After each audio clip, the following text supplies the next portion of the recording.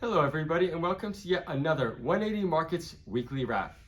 Well friends, it was a fairly quiet and grinding week higher on the markets. And it's not to be unexpected because in the Northern Hemisphere it is Thanksgiving week, which I believe has about an 85% positive seasonality bias.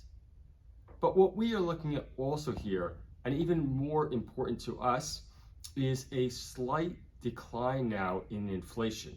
That's right, we are seeing rent prices starting to come down a little bit. We are seeing some softening in the economy, which ironically is a positive thing because effectively what it means is that interest rates, if they move down a little bit, it will take off the pressure and potentially lead to higher equity prices.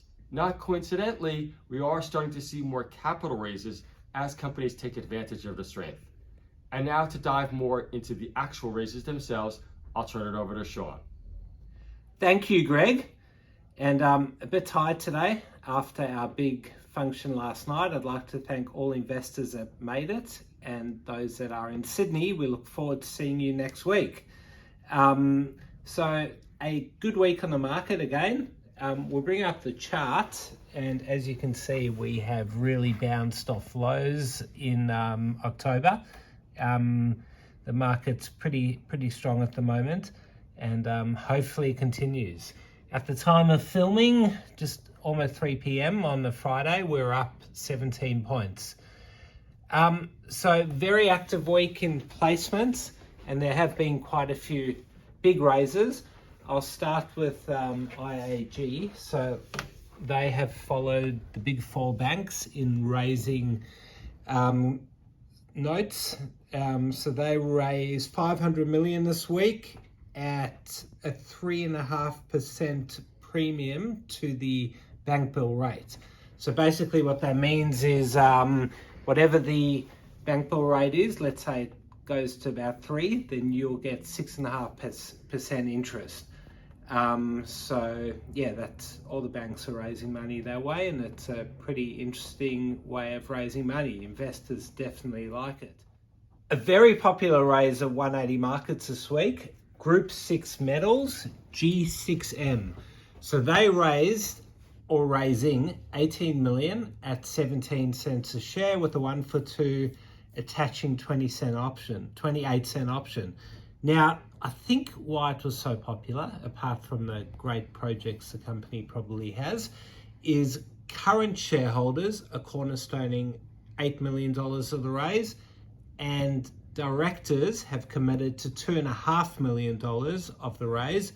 Obviously, they'll need shareholder approval for that. So definitely when investors see directors and current shareholders back in the company and putting a lot of money in, it becomes a very popular investment. Let's bring up the chart. Yes, I mean, there's nothing that stands out there. It's been going sideways for a bit, but yeah, hopefully it'll break out soon. Boab Metals, BML, they raised money at 28 cents this week. It was also very popular here, 3.5 million they were set out to raise. Let's look at the charts. So they've had a massive run up since the start of middle of October. They were trading as low as 17.5, so a great job there to raise money at this price. A very interesting shortfall opportunity we were given at 180 Markets was PXX. We didn't have much interest there. They're raising money at 0.8. Let's look at the chart. Polar X, so very interestingly, they raised money at 2.1 cent in March. I think some asset manager group, not sure who they are, but not a great raise, so they now doing a rights issue at 0.8. LNU raising money at 0.3 this week. They set out to raise $650,000, which they took, and then they took a little bit extra when the share price went up. So trading at 0.5, so investors that took that would clearly be pretty happy. Definitely has been a very poor performer for quite a while, so be interesting to see if this is the bottom. Some raises today, let's just look at the platform. THR, they are raising money at 0.7, last price 0.9, and we can see that there is a 3-for-4 option there with a strike price of 0.9. Wow, which is the current price. That's I guess I haven't looked too closely at that. That looks like a pretty good stag there. SGQ, St. George Mining, trading at 7.6, raising money at 6.8, 5 to 7 mil. We've already closed it. It was very popular, a lot of bidding there, so hopefully we get a good allocation. All right, let's look at runners this week. ICL, so they started the week all the way down at 5.8, and I think it was Tuesday or Wednesday they announced significant gold discovery at Guyar. I think that's how you pronounce it. So they went up, they tripled on that day, they fell down, and we can see here that today they're back up. So very strong trading from ICL.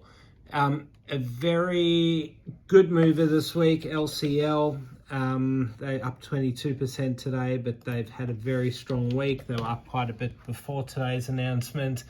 This one has been a terrible performer over the last year, maybe even more than a year, but they definitely are rebounding now. Today they announced that they're acquiring a PNG copper, nickel and gold project. So definitely diversifies them quite a bit. They've still got $11 million cash in the bank, but who knows if that's enough. I'm not sure how big the acquisition was. So very strong this week, Power Minerals, PNN. So they are very well traded at the moment. So they announced, I think it was on Wednesday, that they received some highly encouraging first drill hole results at their lithium project. So lithium is still very hot in the moment, and PNN raised money early in the year at I think 52 cents. So well done to the boys and girls at GBA. That was a great raise. Just finally today, very up quite a bit is EML. So they had a very positive announcement this morning. They released their results at their AGM and also some board changes, which the market clearly liked. Let's bring up the chart over here. So definitely a struggling performer this year, but good to see that they've bounced up a little bit. All right, that's a wrap. Hope you all have a great weekend, and for those in Sydney, looking forward to seeing you next week.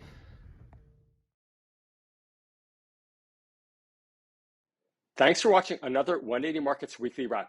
If you want access to thousands of capital raises, sign up at 180markets.com.au and you'll get access to our very next capital raise. Thanks for watching.